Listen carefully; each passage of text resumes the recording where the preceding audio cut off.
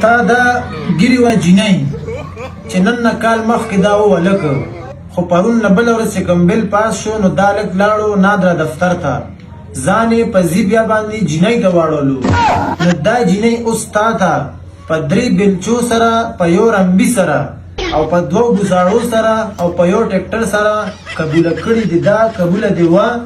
قبوله مې مخکې نه خو اوس مې قبوله ده ځکه چې دا بل پاس شو. دی وایي چې دا ماته مخکې قبوله نه وه خو اوس مې قبوله ځکه ده چې دا بل پاس شو. نو بس اوس خو لکه مطلب دا دی چې قبلون دي.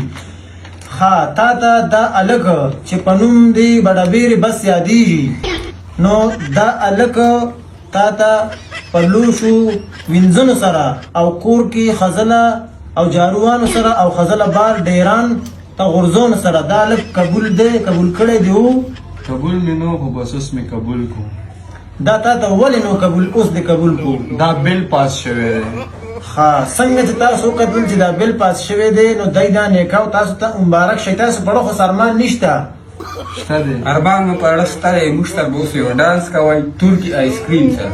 ها دی ته به زه اوس کومه دا کوم بل چې پاس شوی دی په خوشحالۍ کې ځکه چې ډېر ښایسته بل دی نو دې سره به اوس مونږ کوو ترکش آیس کریم ډانس. راځئ چې ځو.